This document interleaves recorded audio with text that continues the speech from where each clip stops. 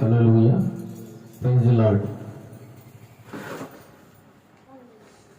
September నెల 15వ తారీఖు 2024వ సంవత్సరము ఆదివారం ఉదయకాల సమయంలో పునరుత్థాన దినములో దేవుని ఆరాధించడానికి, స్తుతించడానికి దేవుడిచ్చిన మహా గొప్ప భాగ్యాన్ని బట్టి దేవునికి వందనాలు చెల్లిస్తూ ప్రార్థనతో యొక్క ఆరాధనను ప్రారంభించుకుందాం.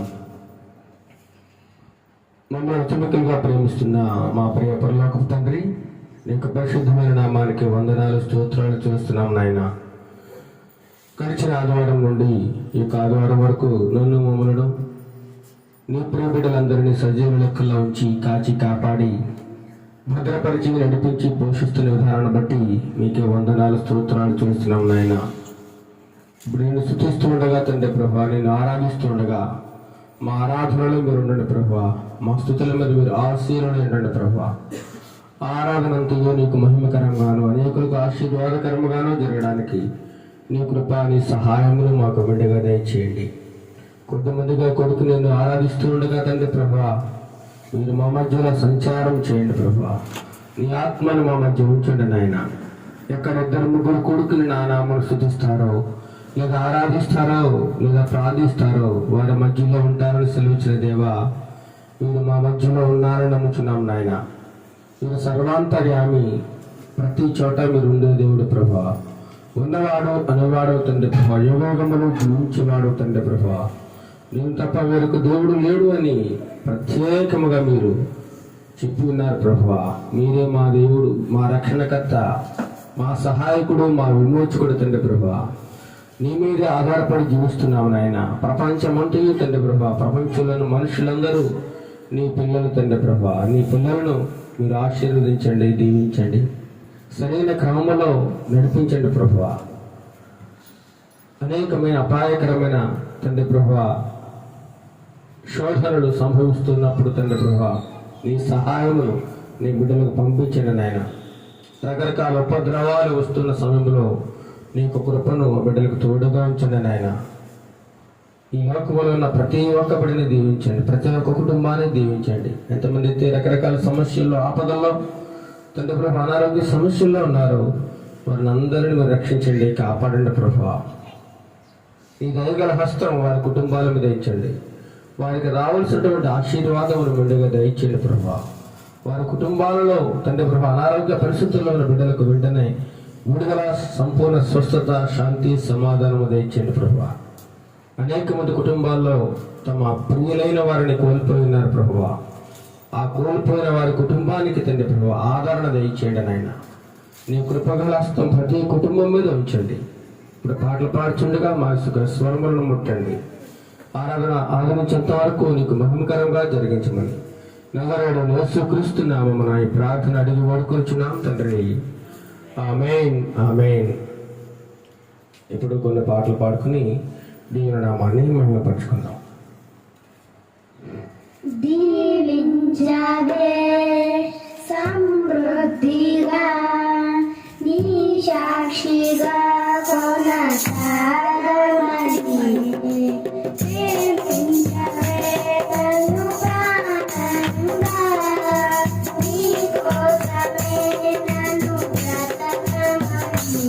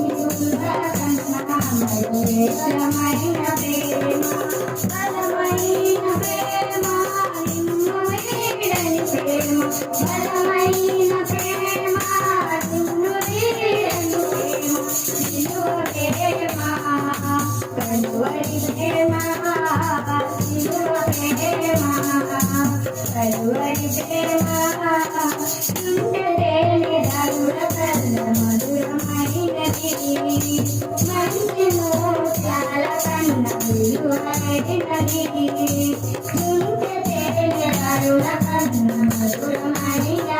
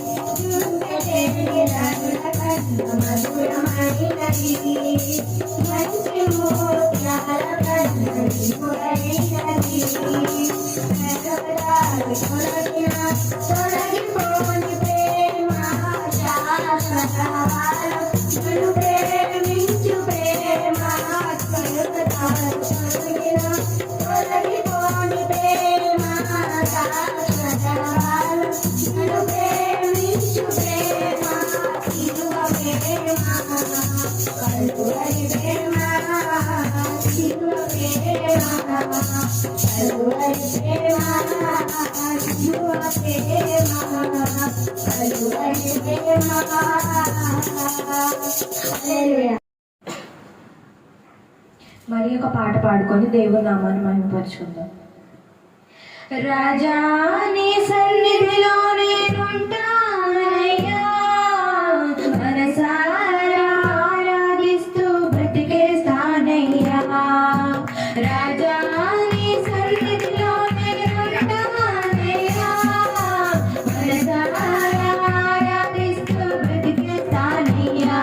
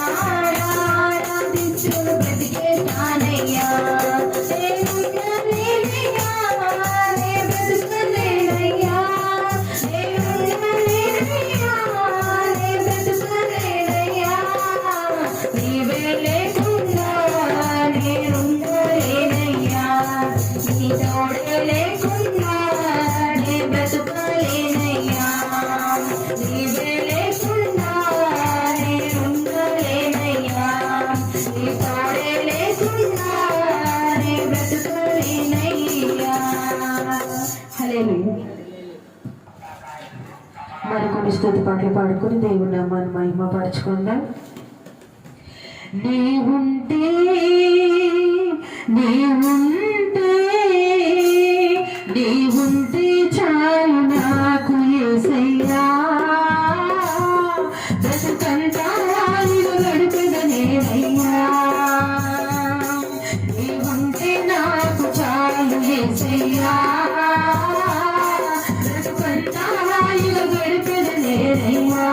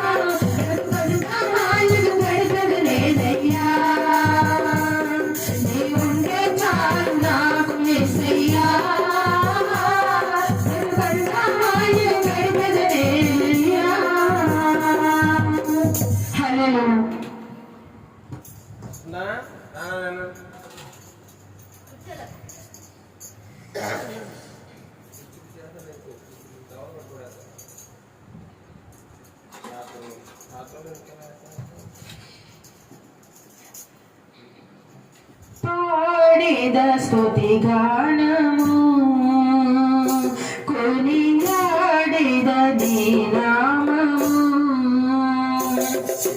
పాడిద స్తుతి గానము కొనియాడిద నీ నామము నీవే నా ప్రేమానురాగం క్షణమైన విలువని శీలం అతి శ్రేష్ఠుడా యేసయ్యా నీవే నా ప్రేమానురాగం క్షణమైన విలువని శీలం అతి శ్రేష్ఠుడా యేసయ్యా పాడెద స్తుతి గానము కొనియాడెద నీ నామము పాడెద స్తుతి గానము కొనియాడెద నీ నామము నా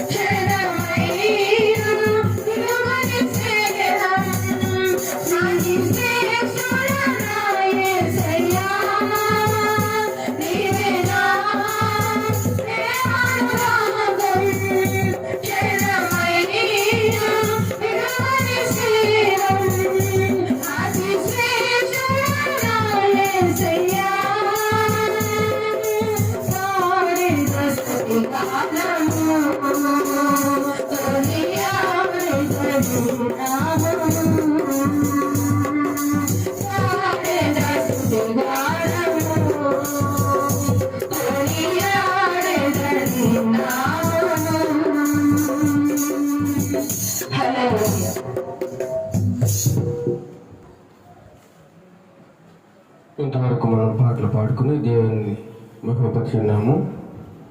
ఇప్పుడు దావీదు రాసినటువంటి కీర్తన గ్రంథం నుండి 44వ కీర్తన, కోరహ కుమారులు రచించినటువంటి కీర్తన మొదటి నుండి చివరి వరకు మన మధ్యలో ఉన్నటువంటి ప్రవలకు జయించి చదివిపిస్తారు.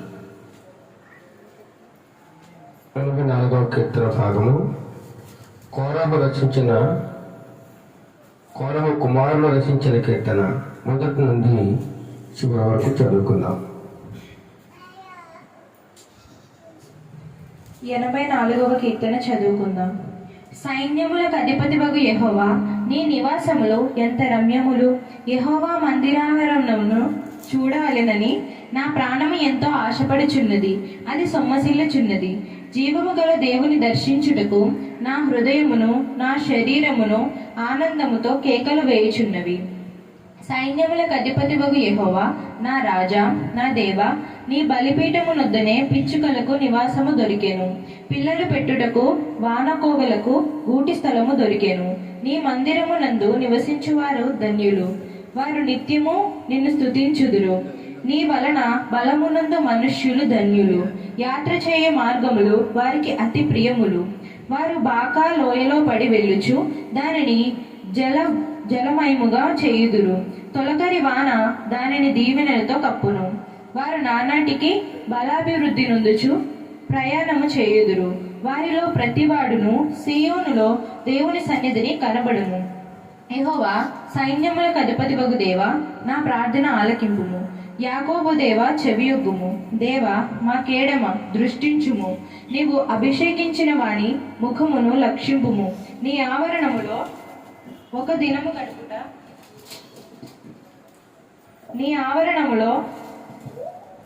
ఒక దినము గడుపుట 1000 దినముల కంటే శ్రేష్టము. భక్తిహీనుల గుడారములలో నివసించుట కంటే నా దేవుని మందిర ద్వారమునొద్ద నుండుట నాకిష్టము. దేవుడైన యెహోవా సూర్యుడును కేడమునై ఉన్నాడు. యెహోవా కృపయు ఘనతయు అనుగ్రహించును. యథార్థముగా ప్రవర్తించు వారికి ఆయన ఏ మేలును చేయక మానడు. సైన్యములకు అధిపతివగు యెహోవా, నీ యందు నమ్మిక ఇచ్చువారు ధన్యులు. దేవుడు తన పరిశుద్ధ వాక్యం దీవించును గాక. ఆమేన్. కోరహ కుమారులు రచించిన కీర్తనలో వారు ఏమంటున్నారంటే, యెహోవా మందిరావరణములను చూడవలని నా ప్రాణము ఎంతో ఆశపడుచున్నది, అది సొమ్మసిల్లుచున్నది. జీవము గల దేవుని దర్శించుటకు నా హృదయమును నా శరీరమును ఆనందముతో కేకలు వేయుచున్నవి అంటున్నారు. చివరిలో చూసినట్లయితే, నీ ఆవరణములో ప్రదర్శనలు, నీ ఆవరణములో ఒక్క దినము గడుపుట 1000 దినముల కంటే శ్రేష్టమట. 1000 దినములు దేవుని యొక్క సన్నిధిలో ఒక్క రోజు గడిపితే 1000 రోజులతో సమానమట. యథార్థముగా ప్రవర్తించే వారికి చివరిలో ఉంది, ఆయన ఏ మేలును చేయక మానడు అని దేవుని గ్రంథంలో కోరహ కుమారులు చక్కగా దేవుని గూర్చిన కీర్తన రచించినట్లుగా మనం చూడగలం. ఇప్పుడు మనం కొద్ది నిమిషంలో దేవునికి స్తుతి నైవేద్యం చేస్తూ, స్తుతి అర్పణ, స్తుతి యాగం అర్పిస్తూ స్తుతి ఆరాధన చేసుకుందాం. మనమందరం కొద్దిసేపు స్తుతి ఆరాధన చేసుకుందాం. స్తుతి స్తుతి స్తోత్రం స్తోత్రం స్తోత్రం స్తోత్రం స్తోత్రం స్తోత్రం. గొప్పవాడా నీకే స్తోత్రం స్తోత్రం స్తోత్రం. హల్లెలూయా హల్లెలూయా హల్లెలూయా. దయగలిగిన తండ్రి నీకే స్తోత్రం స్తోత్రం స్తోత్రం. సత్యవంతుడా నీకే స్తోత్రం. న్యాయవంతుడా నీకే స్తోత్రం స్తోత్రం. యథార్థవంతుడా నీకే స్తోత్రం స్తోత్రం స్తోత్రం. నిజమైన దైవా స్తోత్రం స్తోత్రం. హల్లెలూయా హల్లెలూయా హల్లెలూయా హల్లెలూయా హల్లెలూయా. నీ కృపా కనికరములు మాపై నిత్యము నిలుపుతున్నవాడా నీకే స్తోత్రం స్తోత్రం స్తోత్రం స్తోత్రం. హల్లెలూయా హల్లెలూయా హల్లెలూయా హల్లెలూయా హల్లెలూయా. నీకే స్తుతి స్తుతి స్తుతి స్తుతి. నీకే మహిమ మహిమ మహిమ. ఆశ్చర్యకరుడా స్తోత్రం స్తోత్రం. ఆలోచనకంతా స్తోత్రం స్తోత్రం స్తోత్రం స్తోత్రం. నీ కార్యము వివరించలేం ప్రభా, వర్ణించలేనివి తండ్రి. నీకే స్తోత్రం స్తోత్రం స్తుతి స్తుతి స్తుతి స్తుతి. కనికరం కలిగిన దేవా స్తోత్రం స్తోత్రం స్తోత్రం స్తోత్రం స్తోత్రం. పరిశుద్ధుడు పరిశుద్ధుడు అని నిత్యముని దూతలచే పొగడబడుచున్న దేవానికి స్తోత్రం స్తోత్రం స్తోత్రం స్తోత్రం. కొనియాడబడుచున్న దేవా స్తోత్రం స్తోత్రం కొనదగిన దేవానికి స్తోత్రం స్తోత్రం. మా స్తుతికి అర్హుడానికి స్తోత్రం స్తోత్రం. మా స్తుతులకి పాత్రుడానికి స్తోత్రం స్తోత్రం స్తోత్రం. హల్లెలూయా హల్లెలూయా హల్లెలూయా హల్లెలూయా. మహిమ కార్యం చేయడానికి స్తోత్రం స్తోత్రం. మహిమోన్నతుడానికి స్తోత్రం. మహోన్నతుడానికి స్తుతి స్తుతి స్తుతి స్తుతి. రాజులకు రాజులు ప్రభువులకు ప్రభువు నీకే స్తుతి స్తుతి స్తోత్రం స్తోత్రం స్తోత్రం స్తోత్రం స్తోత్రం స్తోత్రం. నీకే స్తుతి స్తుతి. హల్లెలూయా హల్లెలూయా హల్లెలూయా హల్లెలూయా. నీతిమంతుడా నీకే స్తుతి స్తుతి స్తుతి స్తోత్రం స్తోత్రం స్తోత్రం. హల్లెలూయా హల్లెలూయా హల్లెలూయా హల్లెలూయా హల్లెలూయా. నీకే స్తోత్రం స్తోత్రం స్తోత్రం స్తోత్రం. నాకు ఉన్న సౌభాగ్యం, నాకు ఉన్న సామర్థ్యం, నాకు ఉన్న భాగ్యం, నాకు ఉన్న సంతానం, నాకు ఉన్న సామర్థ్యం, నాకు ఉన్న సౌకర్యం, నాకు ఉన్న సౌభాగ్యం, నాకు ఉన్న సంతానం, అనుభవించి ఆరోగ్యం, ఆరగించి ఆహారం, అనుభవించి ఆరోగ్యం, ఆరగించి ఆహారం, కేవలం నీదేనయ్యా, కేవలం నీదేనయ్యా, కేవలం నీదేనయ్యా, కేవలం నీదేనయ్యా. నా కంఠంలో ఏది లేదయ్యా, ఒకవేళ ఉందంటే నీవిచ్చినదే ప్రభువా. నా కంఠంలో ఏది లేదయ్యా, ఒకవేళ ఉందంటే నీవిచ్చినదే ప్రభువా. నాకు ఉన్న ఏ బలం, నాకు ఉన్న ఏ బలం, నాకు ఉన్న ఏ జలం, నిలవనిక ఏ గృహం, నాకు ఉన్న ఏ బలం, నాకు ఉన్న ఏ బలం, నాకు ఉన్న ఏ జలం, నిలవనిక ఏ గృహం, నిలిచి ఉన్న ఏ స్థలం, బ్రతుకుతున్న ప్రతిక్షణం, నిలిచి ఉన్న ఏ స్థలం, బ్రతుకుతున్న ప్రతిక్షణం, కేవలం నీదేనయ్యా, కేవలం నీదేనయ్యా, కేవలం నీదేనయ్యా, కేవలం నీదేనయ్యా. నా కంఠంలో ఏది లేదయ్యా, ఒకవేళ ఉందంటే నీవిచ్చినదే ప్రభువా. నా కంఠంలో ఏది లేదయ్యా, ఒకవేళ ఉందంటే నీవిచ్చినదే ప్రభువా. నీదే నీదే బ్రతుకంతా నీదే, నీదే నీదే బ్రతుకంతా నీదే. నా కంఠంలో ఏది లేదయ్యా, ఒకవేళ ఉందంటే నీవిచ్చినదే ప్రభువా. ప్రార్థన చేసుకుందాం.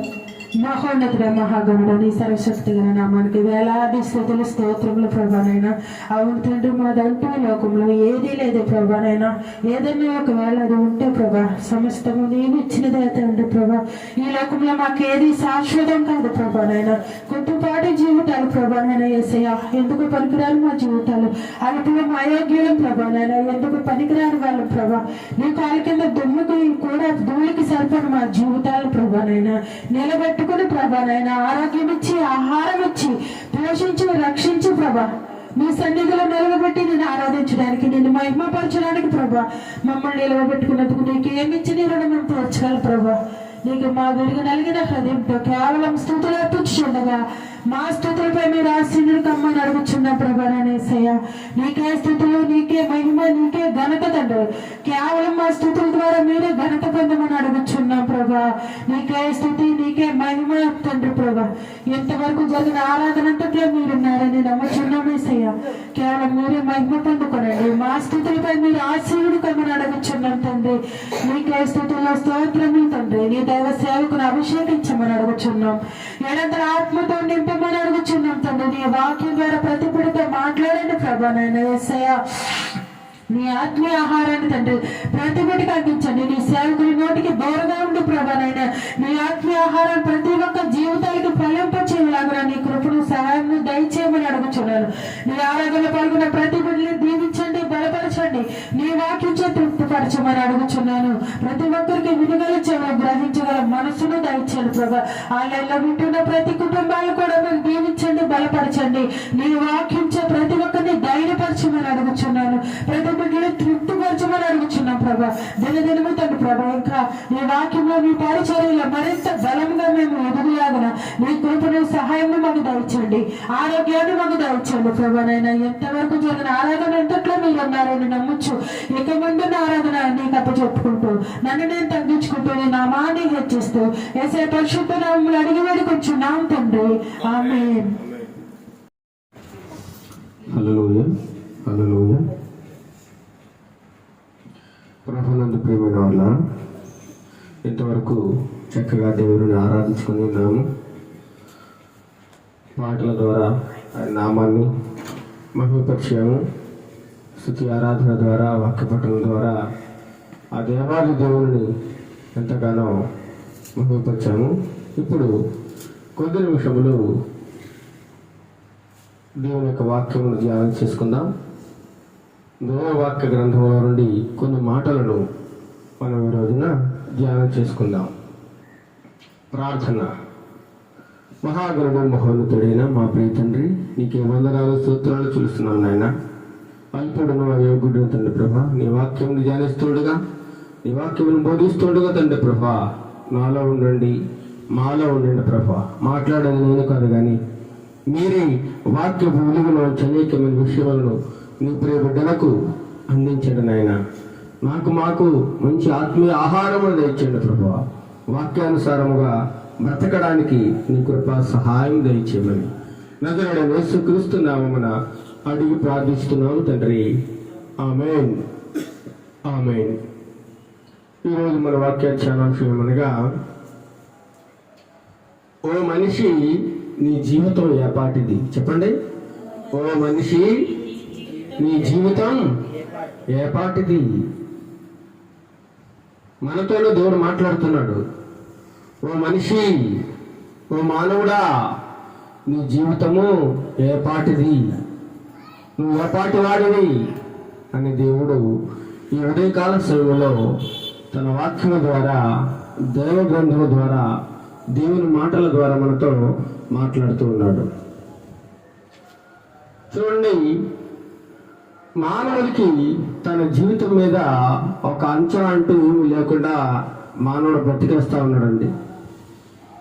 మానవుడు ఎందుకు బ్రతుకుతున్నాడో, దేనికోసం బ్రతుకుతున్నాడో, దేని నిమిత్తము ఆరాటపడుతూ ఉన్నాడో మానవుడికి ఏమాత్రము తెలియడం లేదు.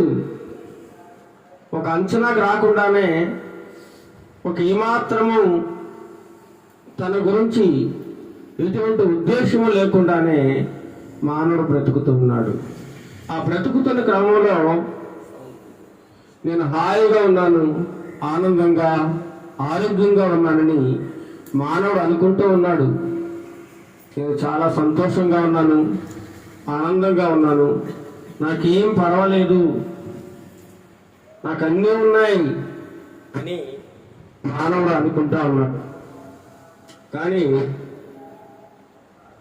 అసలైన దానిని కోల్పోతా ఉన్నాడు. అసలైన దానిని కోల్పోతూ ఉన్నాడు మానవుడు. నేను హాయిగా, ఆనందంగా, ఆరోగ్యంగా, స్వేచ్ఛగా బ్రతుకుతున్నాను అనుకుంటూనే, హల్లెలూయా, హల్లెలూయా, హాయిగా బ్రతుకుతున్నాను అని అనుకుంటూనే ఏమాత్రము తన జీవితం గురించి, తన యొక్క ప్రాణముల గురించి ఏమాత్రము చీకు చింత లేకుండా, భయం లేకుండా బ్రతికేస్తూ ఉన్నాడండి. క్లారిటీ లేదు తన బ్రతుకు మీద మానవుడికి. ఈ జీవితాన్ని చూసి, ఈ ప్రాణాన్ని చూసి, ఇది చాలా గొప్ప జీవితము, ఉన్నతమైన జీవితము అనుకుంటున్నాడు. కానీ దేవుడు మనకిచ్చిన జీవితము దేవుని దృష్టిలో చాలా చిన్నదండి. చాలా చాలా చిన్న జీవితం. ఈ జీవితం శాశ్వతం కాదు. ఎప్పుడైనా సరే ఏమైనా జరుగుతుంది, ఏమైనా జరగచ్చు అనే భయం లేకుండా ధైర్యంగా బ్రతుకుతున్నాడు చూడండి మానవుడు. మానవుడు బ్రతికే సంవత్సరాలు ఎన్ననగా 60, 70 లేదా 100 సంవత్సరాలు. ఈ బ్రతకడం చాలా గొప్ప జీవితం బ్రతికాడండి. చాలా సంవత్సరాలు బ్రతికాడండి, 100 సంవత్సరాలు బ్రతికాడండి. అంతే తప్ప బ్రతికిన జీవితం అంతా ఎలా బ్రతికాడు, ఎలా గడిచింది అనే విషయాన్ని పట్టించుకోవడం లేదు. నేను ఎలా బ్రతుకుతున్నాను, నేను ఎలా జీవిస్తున్నాను అనేటువంటిది ఏమీ అవసరం లేదు మానవుడికి. దేవుడిచ్చిన ఈ చిన్న జీవితం మానవుడు ఏం చేస్తున్నాడంటే గొప్పగా ఉంచుకొని వృధాగా గడిపేస్తా ఉన్నాడు. వృధాగా రేపేం జరుగుతుందో కూడా తెలియని ఈ జీవితం, మరుక్షణం ఎలా గడుస్తుందో తెలియని ఈ జీవితం. ఈ జీవితాన్ని చాలా మంది ఇష్టం వచ్చినట్లుగా వృధాగా గడుపుతా ఉన్నారు. వృధాగా సమయాన్ని వృధా చేసుకుంటూ ఉన్నారు వారి జీవితంలో. చాలా మంది ఈ జీవితం ఇచ్చింది ఎందుకు అంటే చక్కగా బాల్యంలో చదువుకుని మంచి ఉద్యోగం సంపాదించుకుని వివాహం చేసుకుని వివాహం చేసుకున్న తర్వాత పిల్లల్ని కని ఆ పిల్లలకు చక్కగా అన్ని రకాలుగా మంచి చెడులు చూసి వాళ్ళ బాగోగులు చూసి వాళ్ళని చక్కగా సెటిల్ చేసి వృద్ధాప్యంలోకి వెళ్ళిన తర్వాత వృద్ధాప్యంలో ఎవరో ఒకరి మీద ఆధారపడి బ్రతికిస్తూ ఆ విధంగా జీవితాన్ని గడిపేయడమే జీవితం అనుకుంటున్నారు. ఇంతే కదా జీవితం అనుకుంటున్నారు చాలా మంది. ఇదే కదా జీవితం, అంతా అయిపోయింది. 60, 70 సంవత్సరాలు గడిచిపోయాయి. చనిపోతాము, ఎవరెక్కడికి పోతామో ఎవరికి తెలుసు అని మానవుడు ఏమాత్రము భయం లేకుండా హాయిగా బతికేస్తా ఉన్నాడు. అయితే దేవుని దృష్టిలో నీ జీవితం, నా జీవితం, మనందరి జీవితం కూడా చాలా అల్పమైనది, చాలా చిన్నదట. చాలా చిన్నది. మనం అనుకుంటాం 100 సంవత్సరాలు బతికితే చాలా గొప్ప అండి, చాలా గొప్పగా బతికేశాడండి అనుకుంటాం. కానీ దేవుని దృష్టిలో నువ్వు 100 సంవత్సరాలు బతికినా చాలా తక్కువ. ఎందుకంటే ఆయన దృష్టిలో 1000 సంవత్సరాలు ఒక రోజుతో సమానం అట. ఎన్ని సంవత్సరాలు? 1000 సంవత్సరాలు ఒక రోజుతో సమానం. అలాంటిది ఈ చిన్న జీవితాన్ని చూసి చాలా బ్రతికేశాను, ఉన్నతంగా బ్రతికేశాను, చాలా హాయిగా నా జీవితాన్ని గడిపేశాను, లోకంలో ఏదో సంపాదించుకున్నాను అని మానవుడు అనుకోవడం చాలా పొరపాటు అన్నమాట. అందుకే చూద్దాం, ఓ మనిషి నీ జీవితం ఏ పాటిది అంటున్నాడు. చూడండి, యాకోబు రాసిన పత్రిక 4వ అధ్యాయము 13వ వచనం నుండి ధ్యానం చేసుకుందాం. యాకోబు రాసిన పత్రిక 4వ అధ్యాయము 13వ వచనం నుండి చదవండి. యాకోబు రాసిన పత్రిక 4వ అధ్యాయము 13వ వచనం. నేడైనను రేపైనను ఒకానొక పట్టణములకు వెళ్ళి అక్కడ 1 సంవత్సరం ఉండి వ్యాపారము చేసి లాభము సంపాదించము రండని చెప్పుకొని వారులారా. ఎవరితో చెప్తున్నాడు? ఈ రోజైనా రేపైనా ఒక మంచి సిటీ పట్టణానికి వెళ్ళిపోయి ఒక కుటుంబము అక్కడ 1 సంవత్సరం ఉండి చక్కగా వ్యాపారం చేసుకుని కొంత డబ్బు లాభం సంపాదించుకుని మళ్ళా తిరిగి వచ్చేద్దాం అని అనుకుంటూ ఉన్నారట. ఇదేమన్నా తప్పుడు విషయం చెప్పండి. ఇది ఏదైనా ఒక ఊరు వెళ్ళి 1 సంవత్సరం పాటు పని చేసుకుని డబ్బులు తెచ్చుకుని హాయిగా జీవితాన్ని గడపడం ఏం తప్పేమీ కాదు. అయితే మానవులందరూ కూడా ఇదే ఆలోచనలో ఉన్నారు. ఏదో వ్యాపారం చేసుకుందాం, లేదా ఏదైనా పని చేసుకుని బ్రతుకుదాం, ఈ ఊళ్ళో అవకాశాలు లేకపోతే పొరుగురు వెళ్ళిపోదాం, లేదంటే పట్టణానికి వెళ్ళిపోదాం, హైదరాబాద్ వెళ్ళిపోదాం, లేదా బెంగళూరు వెళ్ళిపోదాం, లేదా చెన్నై వెళ్ళిపోదాం, లేదా బాంబే వెళ్ళిపోదాం. అక్కడ మంచి పనులు ఉంటాయి.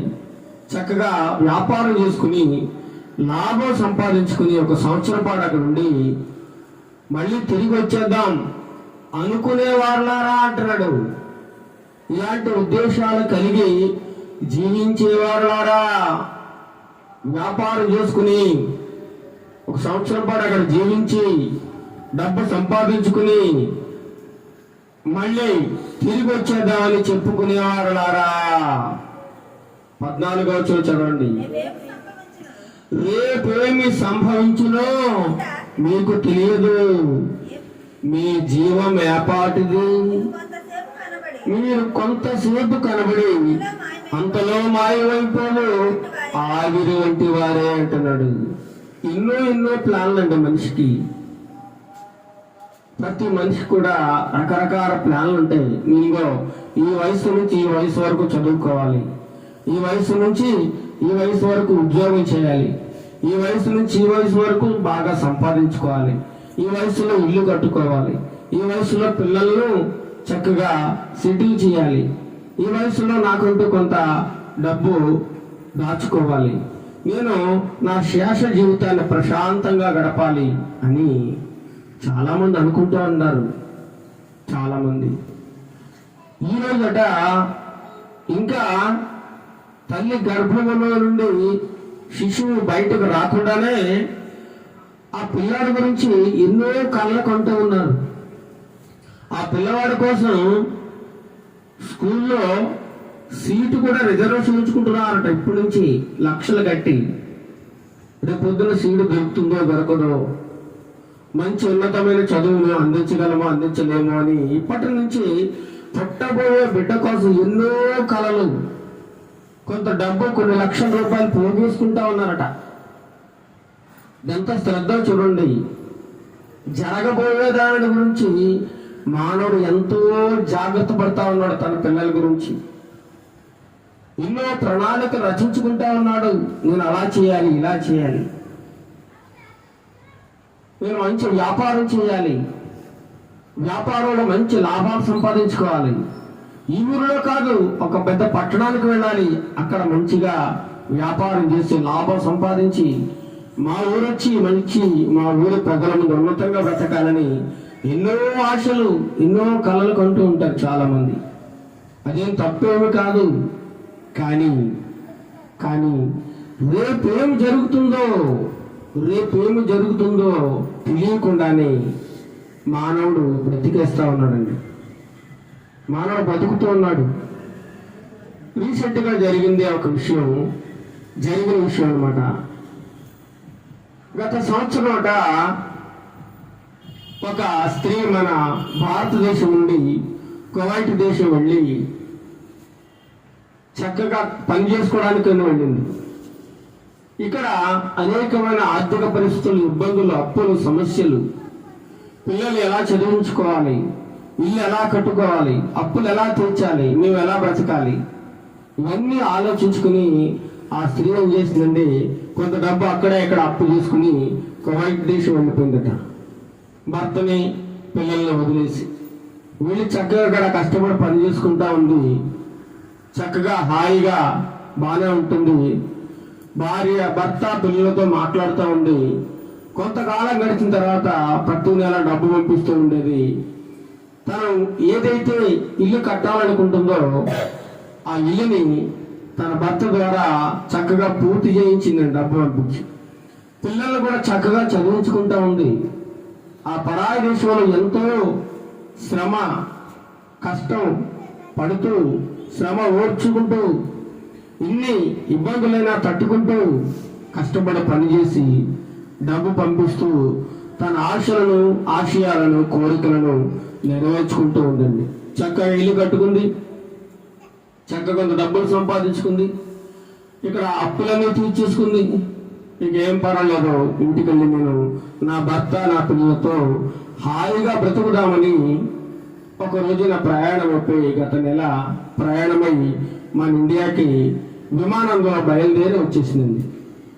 విమానం దిగిన తర్వాత వాళ్ళ ఊరికి బస్సులో బయలుదేరింది. బస్సు ఎక్కి చక్కగా పిల్లలకు బట్టలు, బంగారం, వస్తువులు, బహుమతులు అన్నీ తీసుకుని చాలా సంతోషంగా బయలుదేరింది. బస్సు ఎక్కి బస్సులో ఎంతో సంతోషంగా ఆనందంతో ఉందన్నమాట. అలా బస్సు వెళుతూ ఉంది. ఇంకో గంటలో ఇంటికి వెళ్ళిపోద్ది. ఈలోగా బస్సులో ఉండగానే ఆమెకి ఏమొచ్చిందండి? హార్ట్ అటాక్ వచ్చిందంట. అనగా గుండెపోటు. బస్సులో సీట్లో కూర్చుండగానే ఆమెకు గుండెపోటు వచ్చి అలా అందరూ చూస్తుండగానే కుప్ప కూలిపోయి ప్రాణం వదిలేసింది. ప్రాణం విడిచేసింది. ఎంత విచారకరమో చూడండి. ఎన్నో ఆశలు, ఎన్నో కోరికలు, ఎంతో సంతోషంతో పరాయి దేశం నుండి తన స్వదేశానికి వచ్చి తన ఇంటికి కొంత దూరంలోనే మిగతా జీవిగా బస్సులో ప్రాణాలు విడిచిందండి. రేపు ఏమి జరుగుతుందో మనకు తెలియదు. రేపు ఏమి జరుగుతుందో మనకు తెలియదు. ఈరోజు మాట్లాడుతున్న మనం రేపు మాట్లాడతామో మాట్లాడలేమో తెలియదు. ఈరోజు నడుస్తున్న మనం రేపు నడుస్తామో నడవమో తెలియదు. అలాంటి భయంకరమైన పరిస్థితుల్లో మానవుడు జీవిస్తూ ఉన్నాడండి. నేడైనను రేపైనను ఒకానొక పట్టణములకు వెళ్ళి అక్కడ ఒక సంవత్సరం ఉండి వ్యాపారం చేసి లాభము సంపాదించము రండని చెప్పుకున్న వారులారా, ఓ ధనవంతులారా అంటున్నాడు. ఒక మాటలో చెప్పాలంటే బిజినెస్ చేసేవాళ్ళు, రేపేమి సంభవించునో మీకు తెలీదు. రేపేమి సంభవించునో మీకు తెలీదు. మీ జీవం ఏపాటిది? మీ జీవం అంటే మీ ప్రాణం. మీ ప్రాణం ఏపాటిది?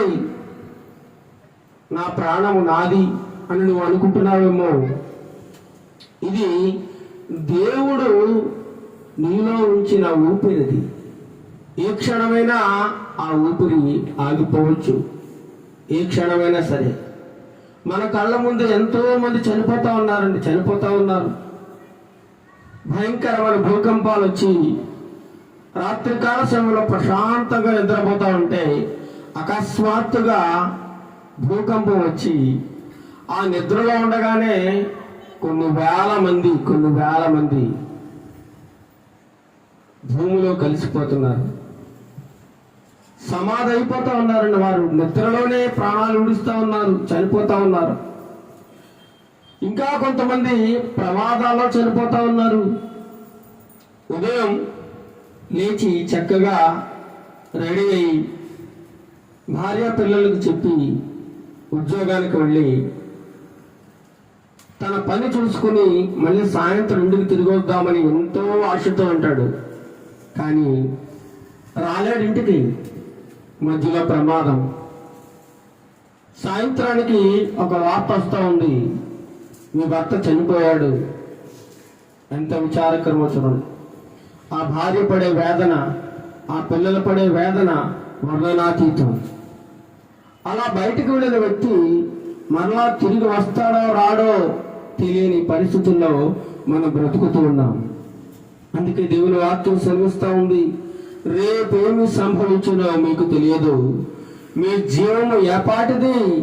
మీరు కొంతసేపు కనబడి అంతలో మాయమైపోవు. ఎలాంటి వారట? ఆవిరి వంటి వారు. ఆవిరి. మనిషి జీవితం ఆవిరి వంటిది. మనం కుక్కర్ వేస్తూ ఉంటాం, కుక్కర్లో వంట చేస్తూ ఉంటాం కదా, ఆ పైకి ఆవిరి వస్తూ ఉంటుంది. ఆవిరి. ఆ ఆవిరి వచ్చినప్పుడల్లా నీకు ఒకటి గుర్తు రావాలి, నా బ్రతుకు ఈ ఆవిరితో సమానం కదా. ఈ ఆవిరితో సమానం నా బ్రతుకు. ఆవిరి ఎంతసేపు ఉంటుంది? కొంతసేపు వచ్చి మళ్ళీ గాల్లో కలిసిపోతుంది, మరలా మన కంటికి కనబడదు. అలాంటిది నీ జీవితము, ఆవిరి వంటిది నీ జీవితము. కాబట్టి ఈ ఆవిరి వంటి జీవితాన్ని చూసుకుని నువ్వెందుకంత మురిసిపోతూ ఉన్నావు? ఎందుకంత ఆరాటపడిపోతున్నావు? ఇది నాది, అది నాది, నువ్వెంత నేనంత అనుకుంటూ గర్వంతో, అహంకారంతో, అసూయతో, కక్షతో, పగతో, ద్వేషంతో ఈ ఆవిరి వంటి జీవితాన్ని చూసుకుని విర్రవేగడం ఏమాత్రము సరికాదని వాక్యం తెలియజేస్తా ఉండండి. వాక్యాన్ని అర్థం చేసుకునేవారు ఏమాత్రము కూడా వెర్రవేగరు, అహంకారంగా ప్రవర్తించరండి. ఎందుకనగా రేపేం జరుగుతుందో వారికి తెలియదు, ఏ క్షణాన ఏమైపోతామో తెలియదండి. అలాంటి ఆవిరి వంటి జీవితం మనది. ఆవిరి, పొగమంచు అలా కనబడుతూ ఉంటుంది, వెంటనే మళ్ళీ మాయమైపోతూ ఉంటుందండి. ఆ మంచు లాంటిది, పొగమంచు లాంటిది, ఆవిరి వంటి లాంటిది మన జీవితం. ఎంతోసేపు ఉండదండి, ఎంతోసేపు ఉండదు. మనం అనుకుంటున్నాం 60-70 సంవత్సరాలు లేదా 80 సంవత్సరాలు బతికాం, చాలా బాగా బతికాం, చాలా ఎక్కువ సంవత్సరాలు బ్రతికేసామని మనం అనుకుంటున్నాం. కానీ దేవుని దృష్టిలో మన బ్రతుకు ఆవిరి వంటిది, ఆవిరి వంటిదండి. అలాంటి జీవితాన్ని మనం జీవిస్తూ ఉన్నాం.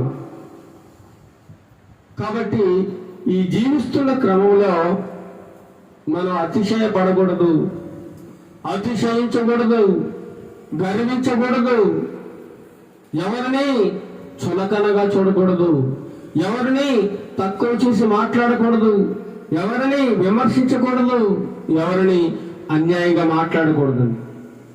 ఎందుకంటే మన జీవితాల ఆవిరి వంటివి. ఏ క్షణాన ఏమైపోతుందో మనకు తెలియదు. ఈ ఆశలు, కోరికలు అన్ని నెరవేరుతాయని నువ్వు అనుకోడు, నీ భ్రమ.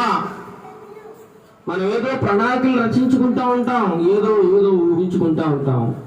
ఆ తల్లి అనుకుంది, నేను నా పిల్లల్ని మంచిగా చూసుకోవాలి, నా భర్తను మంచిగా చూసుకోవాలి, ఆ ఇంటిలో సుఖంగా బ్రతకాలని ఎన్నో ఆశలతో కోరికలతో చాలా సంతోషంగా వచ్చింది. కానీ ఇంటికి వెళ్ళలేకపోయింది.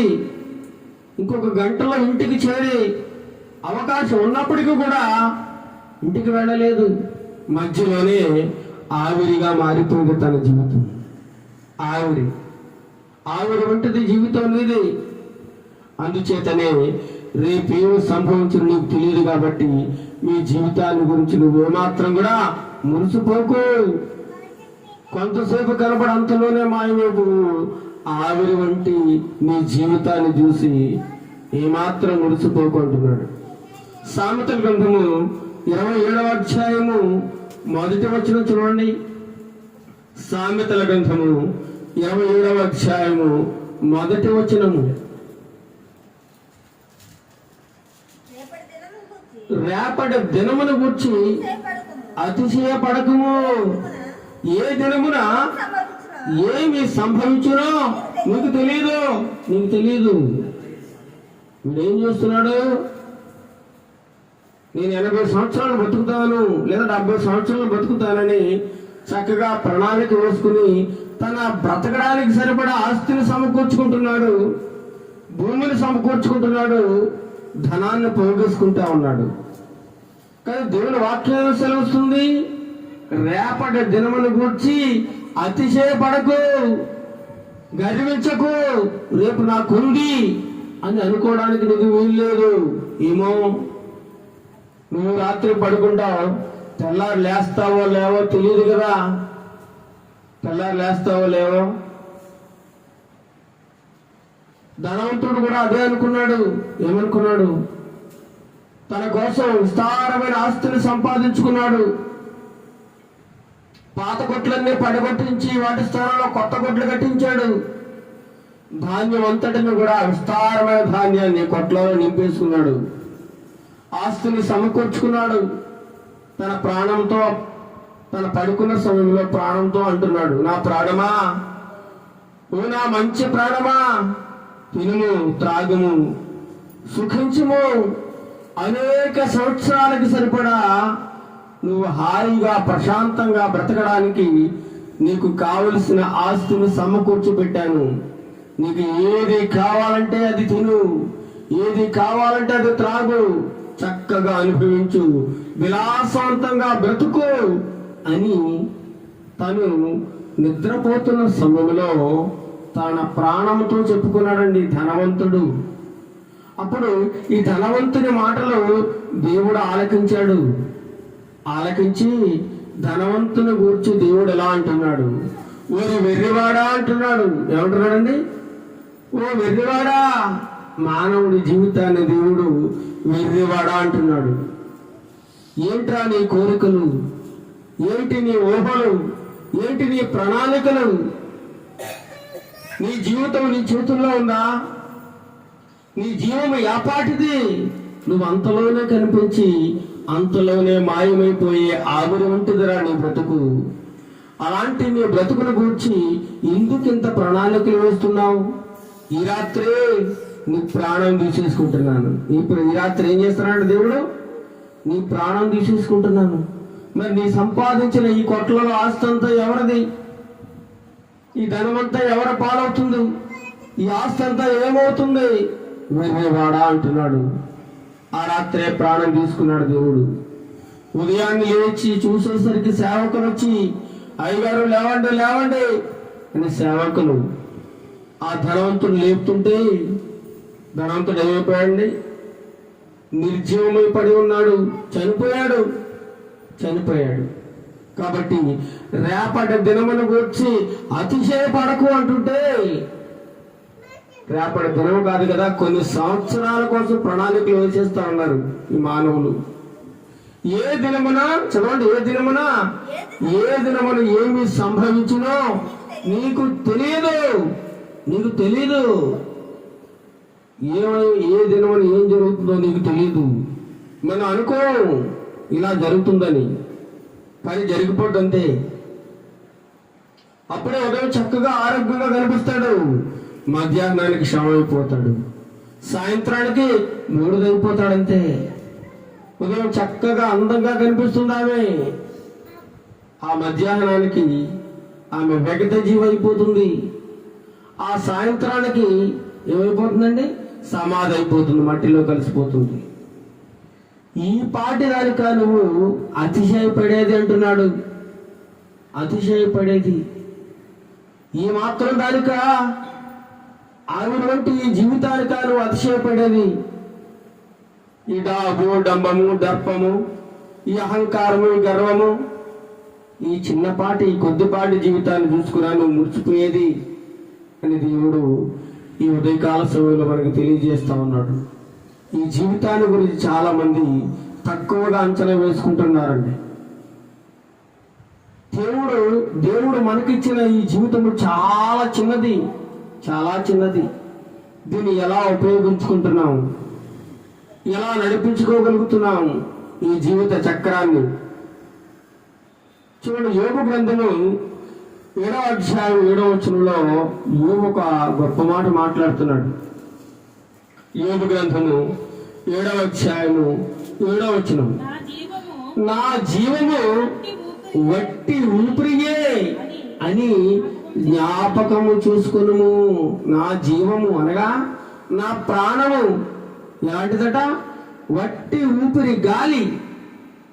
అయ్యా దేవా, నా ప్రాణము వట్టి గాలి. అయ్యా, ఈ గాలి పోయిందంటే చూడండి, ఒక బండి నడవాలంటే ఆ ట్యూబ్లో ఏముండాలండి? గాలి ఉండాలి.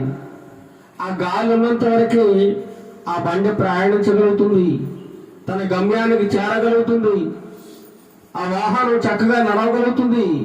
ఎప్పుడైతే గాలి పోయిందో దానికి ఇంకేం లేదండి, నడవలేదు ఇక. అలాగే మనిషి జీవితం కూడా ఇటువంటిది, గాలి వంటిది. ఈ ఊపిరి, దేవుడు ఇచ్చిన ఈ ఊపిరి నాసికారంధ్రంలో దేవుడు ఊదిన గాలి. ఈ గాలి పోయిందంటే నువ్వు శవం. కంపు వాసన కొడతావు, గంట గంటకి కంపే, గంట గంటకు కంపే. అంతవరకు విలాసవంతమైన భవనాల్లో బ్రతుకుని నువ్వు, పంచభక్ష పరమాణములు భుజించిన నువ్వు, నీ ఊపిరి పోగానే తీసుకొచ్చి నిన్ను రోడ్డు మీద వేస్తారు. రోడ్డు మీద నీ జీవితానికి ఇక విలువ లేదు. తీసుకెళ్ళి ఎంత తొందరగా తీసుకెళ్ళివ్వండి, మట్టిలో కలిపేయాలని అందరూ కూడా భూమి కూడతారనమాట. లేదా ఎంత తొందరగా కాల్చివేయాలని ప్రతి ఒక్కరు కూడా ఆరాటపడుతూ ఉంటారు. ఈ శవం ఉండకూడదు, ఈ శవం ఉండకూడదు, అరిష్టం అంటారు, అరిష్టం, మంచిది కాదని. ఈ జీవం ఊపిరి ఉన్నంత వరకే నీకు ఈ సమాజంలో విలువ, వేరే ప్రఖ్యాతులు. ఎంత గొప్పవాడైనా సరే వానిలో దేవుడు జీవాన్ని పెట్టాడు, ప్రాణం, ఊపిరిని. దాన్ని చూసుకుని నువ్వు అతిశయపడాల్సిన అవసరం లేదు అంటున్నాడు. రేపటి దినమును గురించి నువ్వు అతిశయపడకు. ఏ దినమున ఏమి సంభవించిన నువ్వు తెలియదు. నీ జీవం ఒట్టి ఊపిరి వంటిది, ఊపిరి వంటిది అంటున్నాడు. నిద్రలో చనిపోతున్నారండి, నడుస్తూ చనిపోతున్నారండి, మాట్లాడుతూ చనిపోతున్నారండి, తింటూ చనిపోతున్నారు, చూస్తూ చనిపోతున్నారు. ఎంత చూడండి మనిషి యొక్క జీవితం ఎలా ఉందో. ఈ రోజున ఉదయం లేచి చక్కగా నవ్వుతూ గుడ్ మార్నింగ్ చెప్తున్నాడు. Good morning, good morning, good morning చెప్పిన ఆ వ్యక్తి సాయంత్రం గుడ్ ఈవినింగ్ చెప్పడానికి ఉండడం లేదండి. గుడ్ ఈవినింగ్ లేదక అతని జీవితంలో గుడ్ మార్నింగ్ వరకే పరిమితం అయిపోయింది ఆ జీవితం. గుడ్ ఈవినింగ్ లేదు. ఇంకొక వ్యక్తి సాయంత్రం ప్రశాంతంగా పార్కులో కనిపిస్తాడు, గుడ్ ఈవినింగ్ అంటాడు, గుడ్ ఈవినింగ్. అతని జీవితంలో గుడ్ మార్నింగ్ లేదు. ఇక మరలా లేచి ఉదయం గుడ్ మార్నింగ్ చెప్పాలనుకుంటే గుడ్ మార్నింగ్ లేదు. ఆ ఊపిరి ఆగిపోయింది, ఊపిరి ఆగిపోయిందంటే. అలాంటి బ్రతుకులు మనవే, అలాంటి జీవితాలు మనవి. ఈ మధ్య చాలా సీక్రెట్గా ఒక జబ్బు వస్తుందండి, సీక్రెట్గా. ఏంటో తెలుసా? హార్ట్ అటాక్, గుండెపోటు. ఈ గుండెపోటు పిల్లల నుంచి పెద్దల వరకు ఏ వయసు వారికైనా వస్తుందండి. సాధారణంగా 40-50 సంవత్సరాల వయసులో వచ్చేది ఇప్పుడు 5 సంవత్సరాల పిల్లోడికి, 10 సంవత్సరాల వయసు పిల్లోడికి, 20 సంవత్సరాలు, 15 సంవత్సరాల పిల్లలకు కూడా హార్ట్ అటాక్ వచ్చి సడన్ గా అప్పటి వరకు చక్కగా నవ్వుతూ హాయిగా ప్రశాంతంగా ఉంటారు.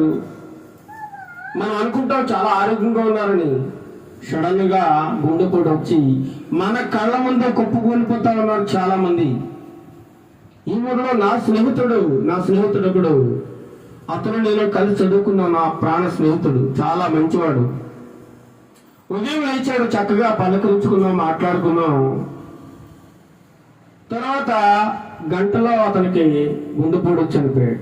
గుండెపోటు అనుకోలేదు అతను, నాకు ఇలా గుండెపోటు వస్తే చనిపోతాను.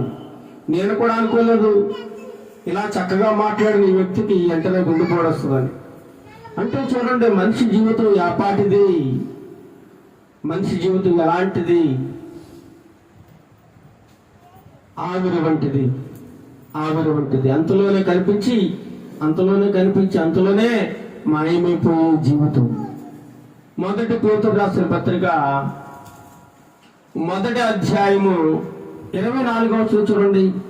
మొదటి పేతురు రాసిన పత్రిక 1వ అధ్యాయం 24వ వచనం. సర్వ శరీరులు గడ్డిని పోలిన వారు. సార్ ఆగండి. సర్వ శరీరులు అంటే మానవులందరూ ఎక్కువ తక్కువ లేదు, నలుపు తెలుపు లేదు, ఓసీ బీసీ ఎస్సీ ఇలాంటిది ఏమి తేడా లేదు.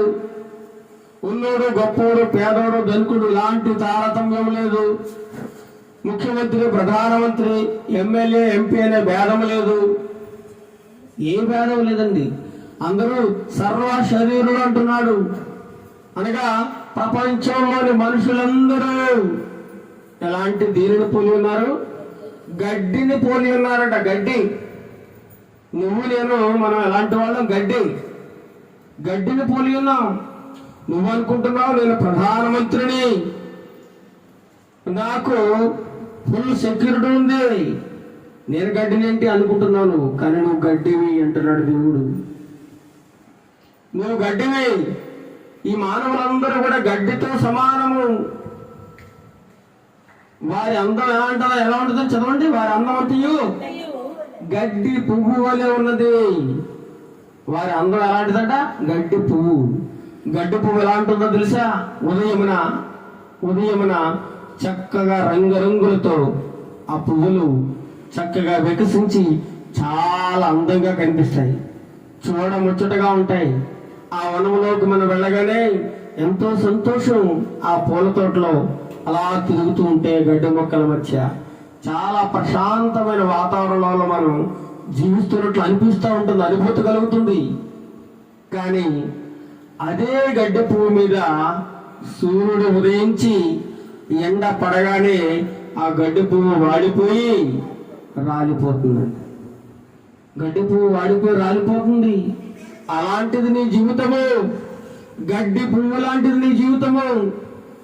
పిఎమైనా సీఎమైనా ఎవరైనా, కోటీశ్వరుడమైనా బికారమైనా, అందగాడివైనా అందవికారమైనా, నువ్వు ఎలాంటివి? గడ్డి పువ్వు.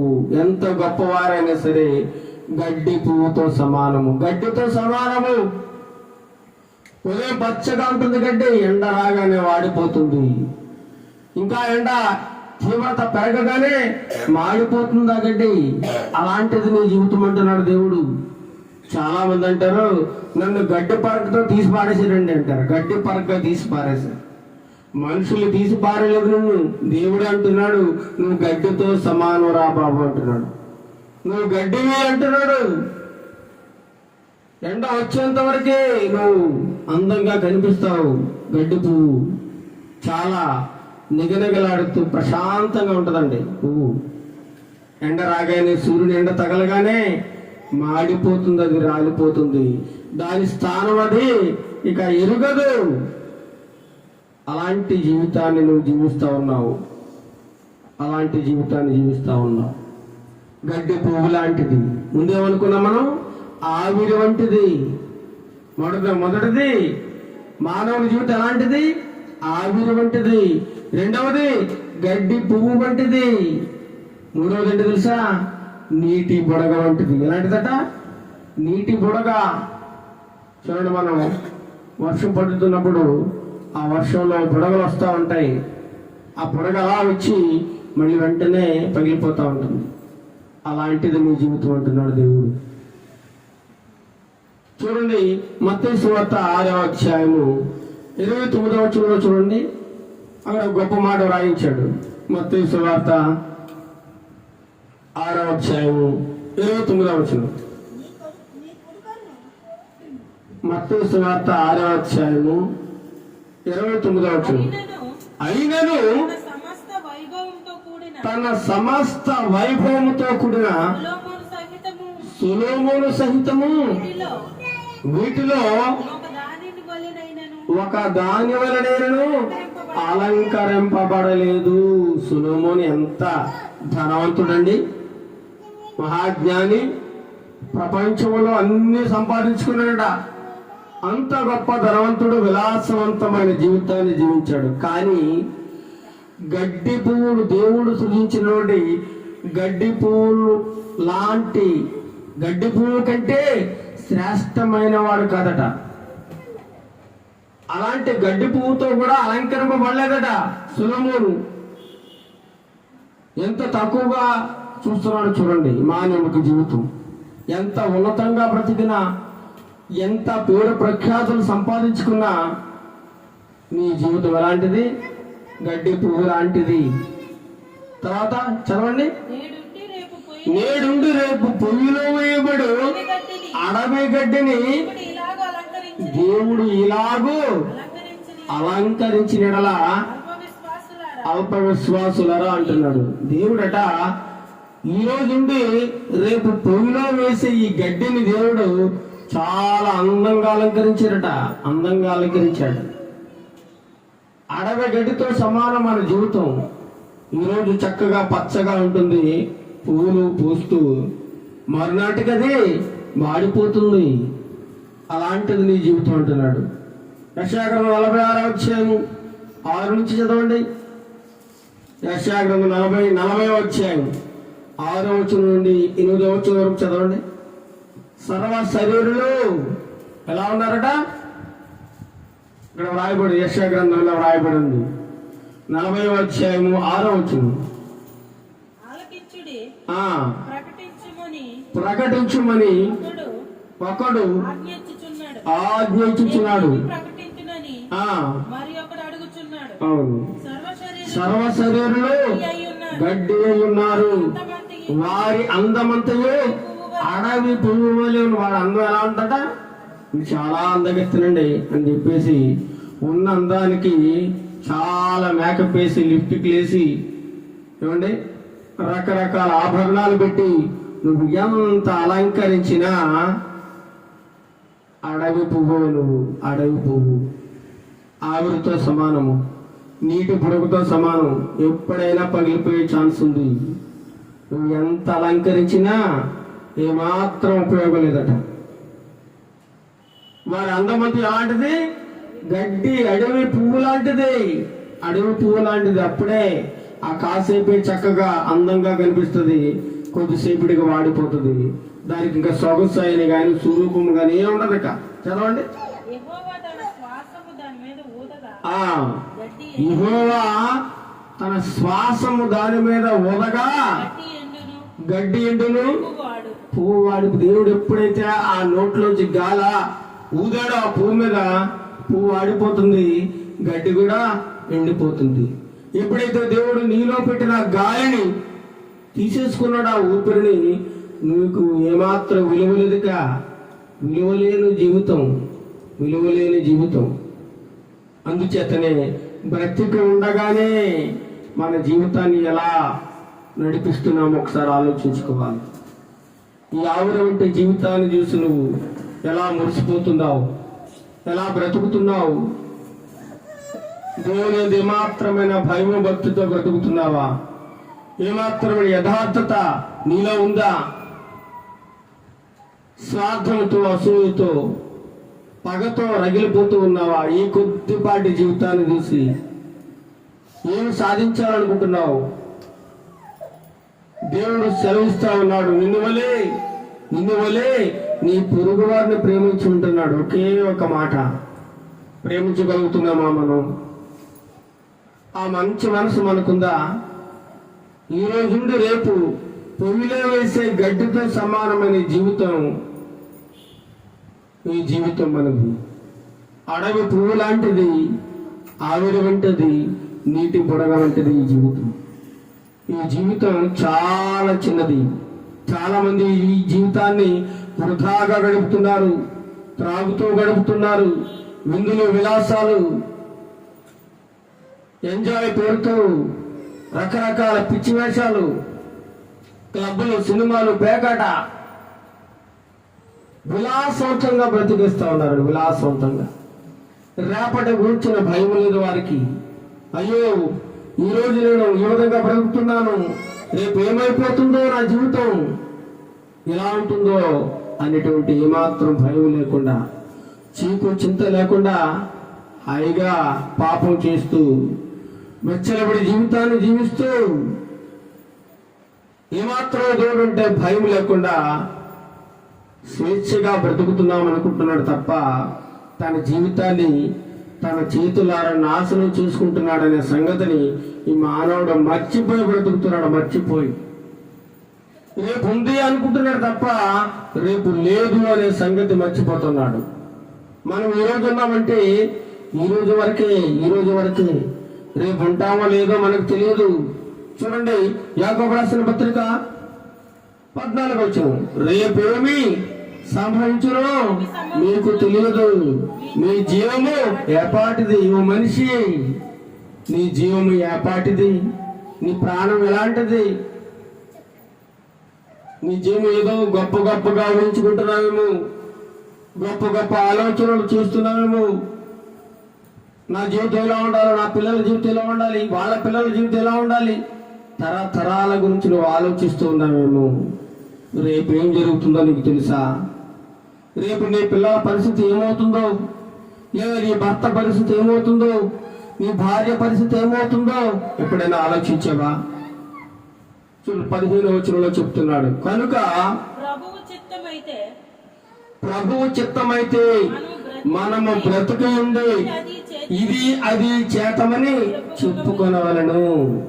ఒక ఇల్లు కట్టాలనుకోండి, ఇల్లు కట్టేస్తాను, ఇల్లు కడతాను అంతే అనడం కంటే ప్రభు చిత్తమైతే నేను బ్రతుకుంటే ఇల్లు కడతాను అనాలి.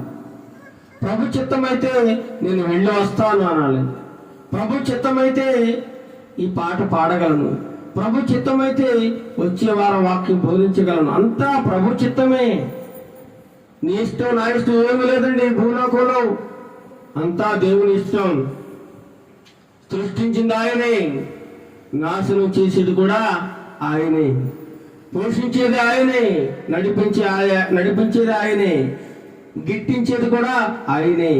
అందుకే ఆయనను దేవుడు అన్నారు. దేవుడు ఆయన సృష్టికర్త, ఆదరించేవాడు, పోషించేవాడు, అదే విధముగా నాశనం చేసేవాడు కూడా ఆయనే. అన్ని ఆయన చేతిలో ఉన్నాయి. సమస్తము ఆయన చిత్తం, ఆయన ఇష్టం. నేను ఏం చేయాలన్నా ఆయన ఇష్టం. అది నీకు ఈరోజు ఇవ్వాలంటే ఆయన దయ ఉంటే ఈరోజు నీకు గడుస్తుంది. ఆయన కృప ఉంటే ఈరోజు నువ్వు బ్రతికి బట్ట కట్టి బయటపడగలవు. లేదా ఆయన కృప లేదంటే మరునాడు నీకు ఉండదు, మరు క్షణం కూడా నీకు ఉండదు. మరి నీ జీవితం దేవునికి భయపడి ముందుకు కొనసాగుతుందా? ఒకసారి ఆలోచించుకోవాలి. ప్రభు చిత్తమైతే నేను అది చేస్తాను, ఇది చేస్తానని నువ్వు అనుకోవాలి. అంతే తప్ప ఖరాఖండిగా చెప్పడానికి ఏమాత్రం వీలు లేదండి. మన ఎవరికి మాట వేయకూడదట. నేను రేపు వచ్చేస్తాను, రేపు చేసేస్తాను గ్యారంటీ. మానవుని యొక్క ప్రతి వస్తువు, మానవుడు తయారు చేసిన ప్రతి వస్తువుకి ఒక గ్యారంటీ ఇస్తున్నాడు, ఒక టైం ఇస్తున్నాడు. 2024వ సంవత్సరం తయారైంది అనుకోండి, ఆ వస్తువు 1 సంవత్సరమో 2 సంవత్సరాలు గ్యారంటీ ఇస్తున్నాడు. తర్వాత ఎక్స్పైర్ అయిపోతుంది. కానీ మానవుడు జీవితానికి గ్యారంటీ లేదు, ఎక్స్పైరీ డేట్ లేదు. ఏ క్షణమైనా రావచ్చు ఎక్స్పైరీ డేట్. ఈరోజు రావచ్చు, రేపు రావచ్చు, ఎల్లుండి రావచ్చు, ఎప్పుడైనా రావచ్చు. ఈ జీవితం చాలా చిన్నది అంటున్నాడు, చాలా చిన్నది. 16వ వచనం, ఇప్పుడైతే మీరు మీ డంబముల యందు ఏం చేస్తున్నారు? అతిశయపడుతున్నారు. డంబములండి, గొప్పలు. నేనింత. ఒక అతను అంటున్నాడు, ఏమంటున్నాడు తెలుసా? నా కొడుకు మంచి ఉద్యోగం ఉందండి, నా భార్యకు మంచి ఉద్యోగం ఉందండి, నాకేం పర్వాలేదు. నా కూతురు మంచి ఉద్యోగం చేస్తుందండి, నా కొడుకు మంచి ఉద్యోగం చేస్తున్నాడు, నాకేం పర్వాలేదు, నేను హాయిగా బ్రతకొచ్చు అనుకుంటున్నాడు. ఆ క్షణంలో నీ ఊపిరి ఆగిపోతే, నీ ఊపిరి ఆవిరివలే వెళ్ళిపోతే ఏమవుతుంది? ఎప్పుడైనా ఆలోచించావా? డాంబికంగా మాట్లాడుతున్నాడు మానవుడు. నాకేం పర్వాలేదు, నేను బతికినంతకాలం సరిపడా ఆస్తుంది, నా తల్లిదండ్రులు సంపాదించిన ఆస్తుంది, నా తాత ముత్తాతలు సంపాదించిన ఆస్తుంది, నాకేం పర్వాలేదు అని నువ్వు అనుకుంటున్నావేమో. అది అనిపించడానికి నువ్వు ఉంటావో ఉండవో తెలియదు కదా, ఒక మంచి ఇల్లు కట్టుకున్నాడు చక్కగా, ఎంతో కష్టపడి చెమటోడ్చి కష్టపడి సంపాదించుకున్నాడు ఒక ఇల్లు. ప్రశాంతంగా బ్రతుకుదామనుకున్నాడు చాలా కాలం, బ్రతికినంత కాలం. కానీ ఇంతలోనే ఆవిరివలే మారిపోయాడు, నీటి బుడగైపోయాడు, అడవి గడ్డిలాగా మారిపోయాడు ఆ మనిషి. ఎంత విచారకరమో చూడండి. అందుచేతనే రేపటి దినమును గురించి నువ్వు అతిశయపడకు అంటున్నాడు. ఇప్పుడైతే మీరు మీ డంబములందు ఏం చేస్తున్నారు? అతిశయపడుతున్నారు. చాలా అందగతిని, నాలాంటి అందం ఇంకెవరికి లేదు అనుకున్నారు ఒక సినిమా యాక్టర్. అనుకున్న కొంతకాలానికి భయంకరమైన వ్యాధి వచ్చింది ఆమెకి. చాలా అందగత్తె, ప్రపంచంలో చాలా సుందరవతి. తన అందాన్ని చూసి మురిసిపోతా ఉండేది. తన కళ్ళు ఎంత బాగున్నాయో, నా పెదవులు ఎంత బాగున్నాయో, నా ముఖం ఎంత బాగుందో, నేను చాలా అందంగా ఉన్నాను అని ప్రతి నిత్యము ఉదయం లేచిన దగ్గర నుండి పడుకునేంత వరకు అద్దం ముందే ఉండేదట. తన అందాన్ని చూసుకుని ఎంతో మురిసిపోయేది. చాలా బాగున్నాను, చాలా బాగున్నాను, నా అంత అందంగా ఇంకెవరు లేరు అని మురిసిపోతూ తనను చూసి ఎంతో ఆనందించేది, ఎంతో గర్వంగా ఫీల్ అయ్యేది. కానీ ఇంత అందానికి కారణమైన దేవుడిని ఈనాడే గుర్తు చేసుకోలేదట. అందుకే దేవుడు ఆమె జీవితంలో ఒక చిన్న రోగాన్ని పంపించాడు. ఆ అందం రోజు రోజు క్షీణించిపోతా ఉంది. అంద వికారం అయిపోయింది, అస్థిపంజరం అయిపోయింది. చివరికి ఆ అస్థిపంజరంతోనే చనిపోయింది. ఎంత విచారకరమో చూడండి, ఎంత విచారకరం. నీ అందాన్ని చూసి మురిసిపోకు, ఇదంతా మాయా. నీ ఆస్తిని చూసి మురిసిపోకు, నీ యొక్క హోదాన్ని చూసి మురిసిపోకు, నీ అధికారాన్ని చూసి మురిసిపోకు. నా అంత గొప్పవాడు లేడండి, నా అంత గొప్పవాడు లేడని నువ్వు ఏమాత్రం అనుకోలేక వీల్లేదు. ఇప్పుడైతే మీరు మీ డంబముల యందు అతిశయపడుతున్నారు. ఇట్టి అతిశయమంతయు ఎలాంటిదట? చెడ్డది. ఇట్టి అతిశయమంతా ఎలాంటిది? చెడ్డది. నువ్వు ఏమాత్రం విర్రవేగాల్సిన అవసరం లేదు. విర్రవేగా అంటే అయిపోయింది నీ పని. నువ్వు గొప్ప చేసుకున్నావంటే నీ పని అయిపోయినట్లే, పతనం ప్రారంభమైనట్టే. పతనం, నాశనానికి ముందు ఏమి నడుస్తుందట? గర్వం. నీలో గర్వంగానే వచ్చిందా, ఇక నాశనం ఒకటి పోతానే ఉంటది. ఇక ఏదో ఉంటది. ఇక నీకు పతనం ప్రారంభమైనట్టే. ఏమాత్రమైన గర్వం గాని, అహంకారం గాని, విపరీతమైన కోపం గాని, ద్వేషం గాని, పగ గాని, అసూయ గాని నీలో ఏమాత్రం ప్రవేశించినా నీకు నాశనానికి ద్వారం తెలిసినట్లే దేవుడు. అందుచేత అతిశయము నీకు మంచిది కాదు అంటున్నాడు. మంచిది కాదు. చివరిగా 17వ వచనం చదువుకుని ముగించుకుందాం.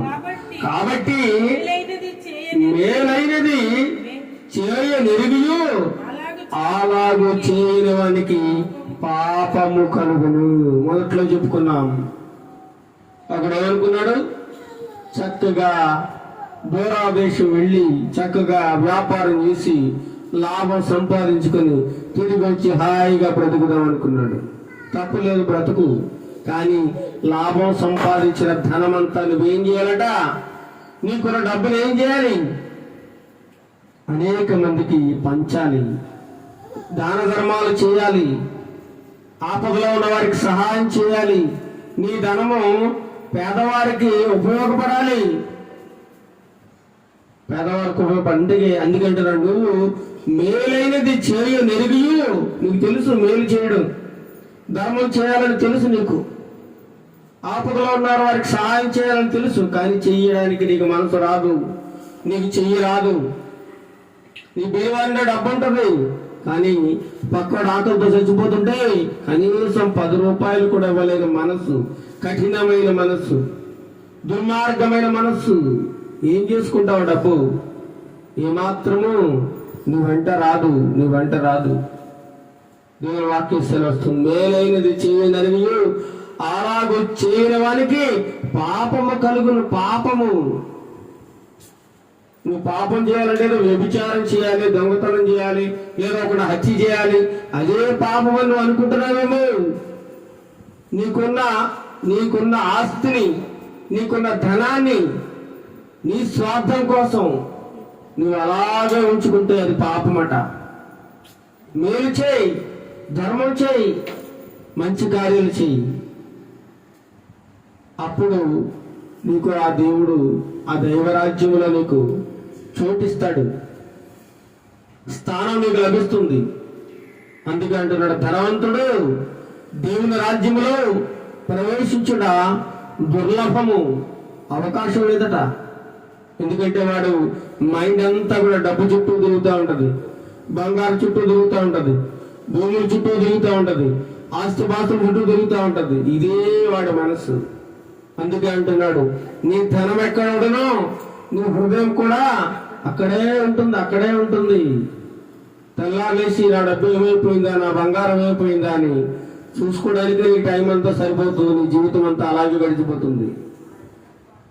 ఆమె నీ జీవితాన్ని వృధాగా గడిపేశావు, ఏమాత్రం ప్రయోజనం లేకుండా నరకానికి వెళ్ళిపోతా ఉన్నావు. నువ్వు జీవించడం వల్ల ఏం ఉపయోగం, ఎవరికి ఉపయోగం?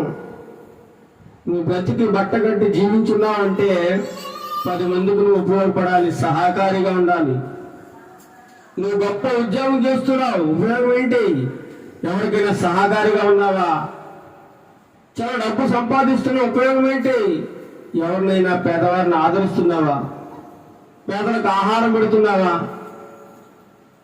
పేదలకు ఆహారం పెట్టలేని ధనము, పేదలకు సహాయం చేయలేని ధనము ఉన్నా లేనట్టేనట. ఒకవేళ ఆ మనిషి జీవించినా శవంతో సమానం. అందుచేతనే ఓ మనిషి నీ జీవము ఏ పాటిది అంటున్నాడు ఈ ఉదయకాల సమయంలో దేవుడు. కాబట్టి ఈ చిన్న జీవితాన్ని దేవునికి నచ్చినట్లుగా, దేవుడు మెచ్చుకునే విధంగా మనం భూమి మీద జీవించాలి. చూడండి 5వ అధ్యాయము 1వ వచనం నుండి చదవండి. కొన్ని వచనాలు. ఇదిగో ధనవంతులారా, మీ మీదికి వచ్చడి ఉపద్రవములను గూర్చి ప్రలాపించి ఏడుడే. ఓ ధనవంతులారా ఏడండి. ఈ ధనవంతులకి చివరికి మిగిలిన ఏడిపి.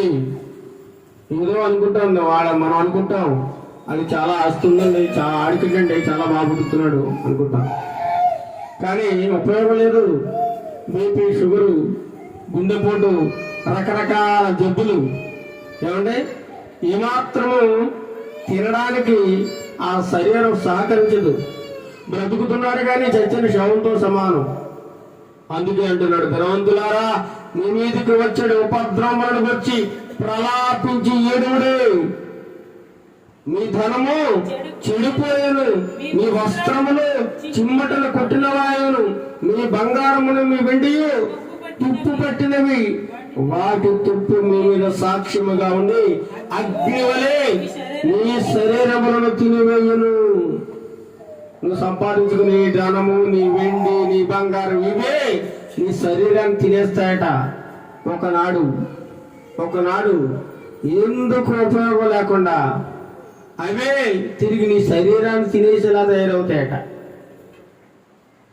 అంత్యదినములందు ధనము కూర్చుకుంటరి. ఇదిగో మీ చెవులు కోసిన పనివారికి ఏక మీరు మోసముగా బిగపట్టిన కూలి మొరపెట్టుచున్నది. చాలా మంది పొలంలో రైతులు పని చేయించుకుంటా ఉంటారు. ఆ పని చేసే కాడ ఏం చేస్తాడారండి, వాళ్ళకి 500 ఇవ్వాల్సింది ఏం చేస్తారు, సగం కూలి ఇస్తారు. కానీ ఎక్కువ పని చేయించుకుంటారు. ఇద్దరు చేయాల్సిన పని ఒకరి చేత చేయిస్తారు. నాకు ఆ కూలి మిగిలింది కదా అనుకుంటారు. కానీ ఆ మోసముగా ఆ బిగబట్టిన కూలి దేవునికి మొర్ర పెడతా ఉండట. ఆ కూలి మీ కోతవారి కేకలు సైన్యములకు అధిపతికి ప్రభు యొక్క చెవులలో చొచ్చినవి. చూడండి 5వ వచనం. మీరు భూమి మీద సుఖముగా జీవించి భోగాసక్తులే వధ దినమునందు మీ హృదయములను పోషించుకుంటుంది. మీరు నీతిమంతుడైన వారికి శిక్ష విధించి చంపుదురు. అతడు మిమ్మల్ని ఎదిరినప్పుడు ఏం చేస్తున్నారట, మీరు భూమి మీద సుఖంగా బతుకుతూ మంచి ఆహారం తింటూ బాగా బతుకుతున్నారు. ఒక రోజు మీకు కోత ఉందట. కోత మీ శరీరాలకు కోత ఉంది. అందుచేత మీరు చక్కగా ఒళ్ళు పెంచుకుని కొవ్వు పరిచి బతుకుతూ ఉన్నారు హాయిగా అంటున్నాడు దేవుడు. చూడండి వాక్యం. మీరు భూమి మీద సుఖముగా జీవించి భోగాసక్తులై వధ దినమునందు మీ హృదయములను పోషించుకుంటున్నారు. ఈ చిన్న జీవితాన్ని ఎలా జీవించాలనుకుంటున్నావో, ఎలా గడపాలనుకుంటున్నావో అది నీ చేతుల్లో ఉంది. నీ చేతుల్లో ఉంది. దేవునికి ఇష్టమైన రీతిగా బ్రతుకుతావా, లేదా నీకు నచ్చినట్లుగా లోకం ఇచ్చినట్లుగా బ్రతుకుతావా? అది నీ ఇష్టం, నీ చేతుల్లో ఉంది. నిర్ణయం నీది. ఓ మనిషి, నీ జీవం ఎపాటిదో ఒకసారి ఆలోచించుకోమని దేవుడు ఈ ఉదయకాల సమయంలో మనతో మాట్లాడుతూ ఉన్నాడు. ఈ వాక్యమును దేవుడు మన హృదయములలో ఫలింపజేయునుగాక.